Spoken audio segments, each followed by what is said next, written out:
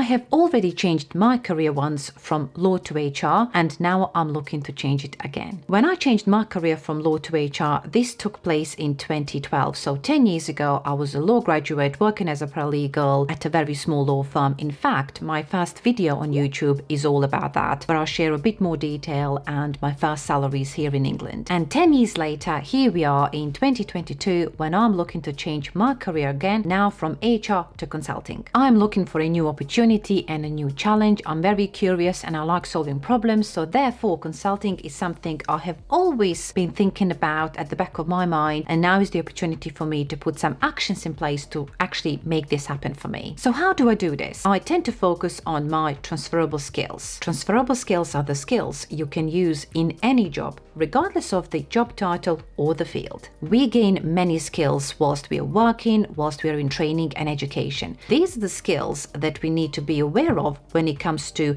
changing jobs and changing careers, rather than use them in just one career path and that's it. There is much more that we can do with these skills. Typical examples of transferable skills would be our ability to communicate with people at all levels. So for example, I speak to managers, senior leadership team and executive teams, so therefore I'm able to communicate with these groups quite effectively. Another example could be our ability to work in a team, to be able to collaborate and solve problems together. Our ability to project manage, so if we can manage projects in one industry, we can definitely manage projects in all other industries. Another example would be working with data, not only data reporting, but data reading, data analytics. So if we can do that for one industry in one role, we can definitely take these skills to another role. If you look at my example, when I changed my career from law to HR, when I was working as an employment law paralegal, whilst I was working with lawyers and learning a lot about employment law, I met lots of HR professionals and I absolutely fell in love with what they were doing, organizations they worked for, and that opened my eyes quite a lot to all these opportunities. I quickly secured a couple of mentors, I learned a bit more about HR qualifications, and I really wanted to spend good quality time and investment in understanding a bit more about this field I actually didn't know a lot about. My immediate next steps were to really assess my current role, my current skills, experience, knowledge. What do I actually know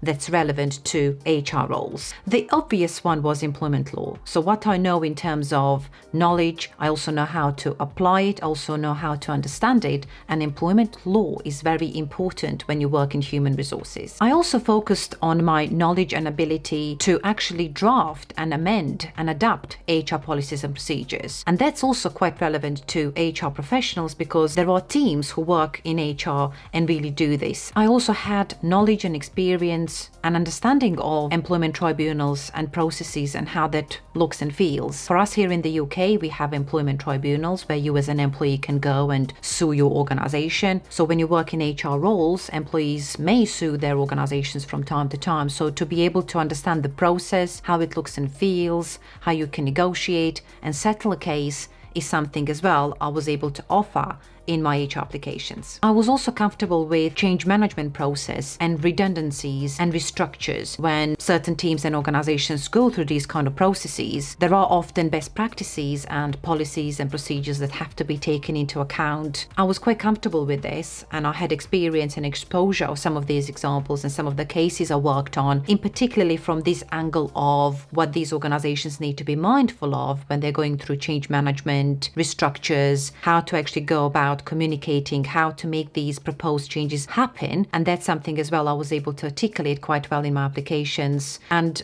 it worked really well because ultimately I remember the day when I secured my first HR role, which was an HR associate level. They really saw me as this in-house employment lawyer / HR person who would really be able to focus on employee relations, policies and procedures, upskilling leadership and management team. And that's how my journey then started and my own experience started in HR. If you look at my current role, so in 2022, I work as an HR business partner where I'm required to partner various departments and executive leads and come up with various people plans that really address their priorities, whatever that is from time to time. And when I really look at my CV over the last 10 years, all projects I've been part of, all of my key achievements, things I led on and I'm still really proud of. These are the examples I use in my interviews when I go for various job interviews. Things I'm quite passionate about is definitely change management, organizational design, workforce transformation, transformation. I'm very passionate about digital transformation and digital world and how the new ways of working and new ways of relationships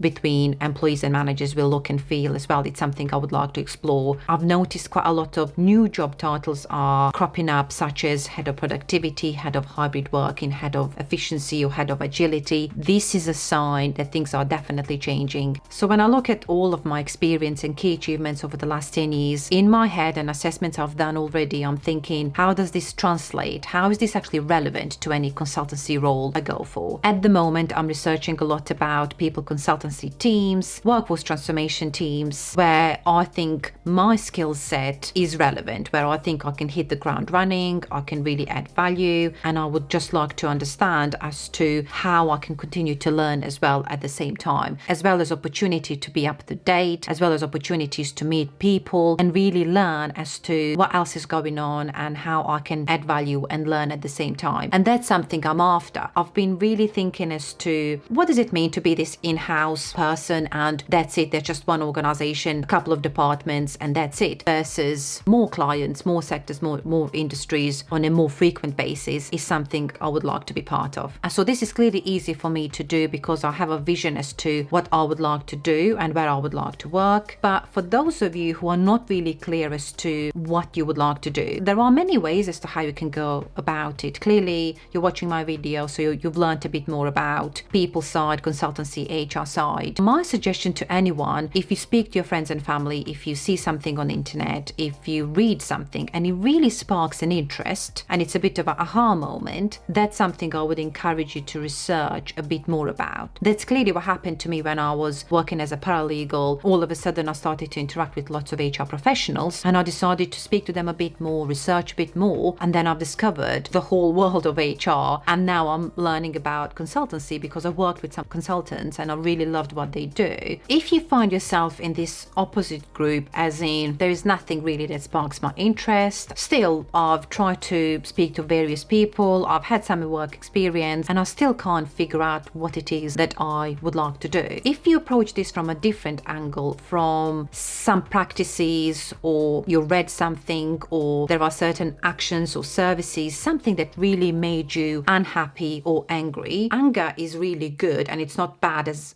emotion, by the way. Anger normally tells you value something really strongly, so therefore it makes you angry. If you can find moments or times when you felt really angry about something or a service or a practice that you really wanted to do something about passionately, that is another way actually to approach your career thinking and mapping.